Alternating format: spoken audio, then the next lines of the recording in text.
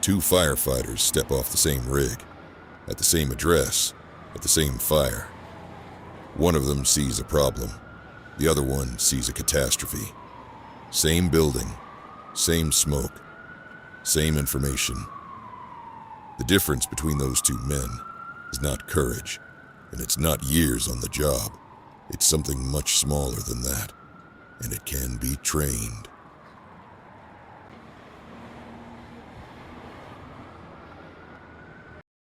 I'm going to show you what actually happens in the 4 seconds between arriving and acting. And then I'm going to show you something that should genuinely irritate you. The fire service already solved this, independently.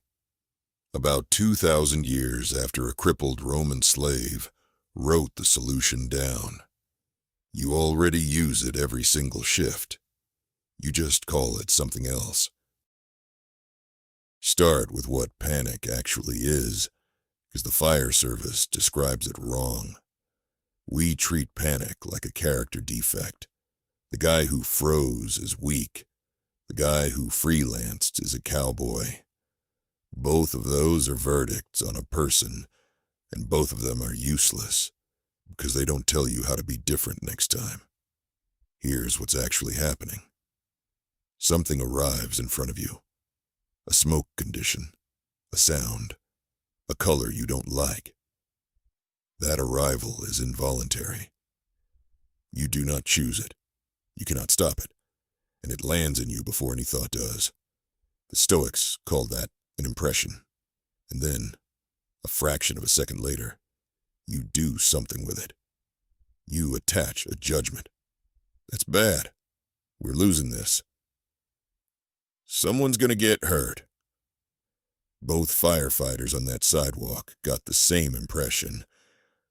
Only one of them signed for it. Epictetus put it in one line, and it is the most quoted sentence in Stoicism for a reason. It is not things that disturb us, but our judgments about things. Now, on a fire ground that sounds like a bumper sticker, so let me make it concrete. There is an enormous operational difference between these two sentences. Heavy smoke showing, 2nd floor, Charlie side. And this is going bad. The first one is data. It can be verified, it can be radioed, and somebody can act on it. The second one is a verdict. It cannot be verified, it cannot be radioed usefully, and the only thing anybody can do with it is catch it from you. Your radio discipline is already Stoic discipline. Every time an officer tells a probie to report conditions and not opinions, he is teaching the discipline of assent, and he has no idea. Now here's the part that should make you sit up. The Stoics had a formal exercise called Premeditatio Malorum, the premeditation of evils. The practice was simple, and it sounded morbid to everyone outside the school. You sit down on an ordinary day when nothing is wrong, and you deliberately walk through the disaster. In detail, not to frighten yourself, to make it familiar. Seneca did it in the morning. Marcus Aurelius opens Book 2 of the Meditations by listing everyone who is going to annoy him that day, before he has met any of them. Now think about what your department made you do last Tuesday. You pulled up to a building you have driven past 400 times, and you walked it. Where's the standpipe? What's the construction? Where does the stairwell dump you out? What happens if the roof goes? You call it pre-incident planning. You call it a drill. You call it a walkthrough. It is the same exercise. It has been the same exercise for 2,000 years.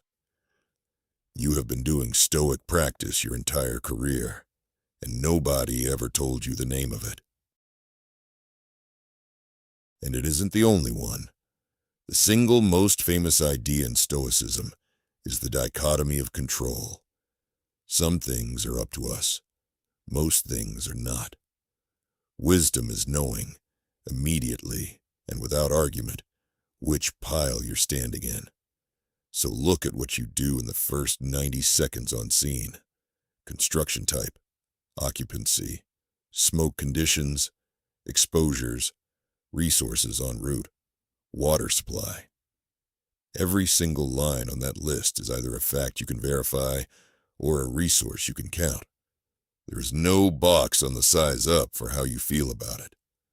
There is no line for, "This one scares me." Not because your fear doesn't exist. It does. And pretending otherwise is how people get hurt.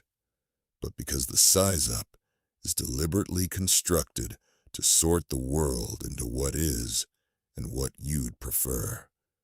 The size up is the dichotomy of control with a clipboard.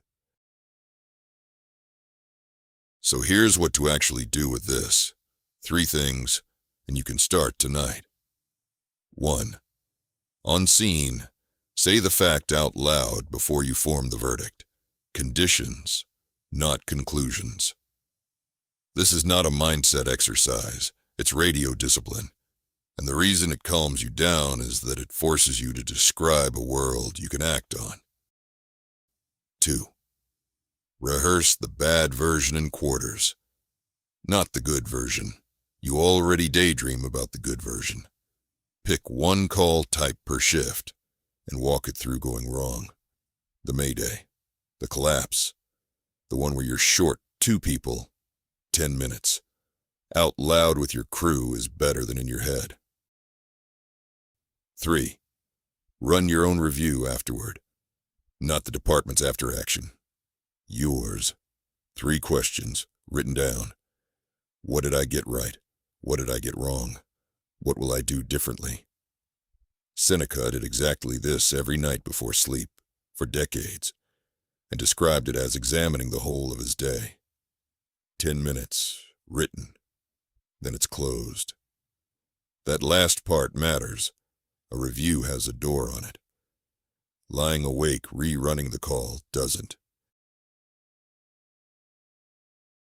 Go back to those 2 firefighters on the sidewalk. The calm one isn't braver. He isn't more experienced. He might have less time on than the other guy. What he has is that he's already been here, not at this address, at this fire in his head, on a slow Tuesday afternoon when absolutely nothing was happening, and he ran it through anyway. So when the real one showed up, it wasn't new. Calm isn't a personality. It's a rehearsal.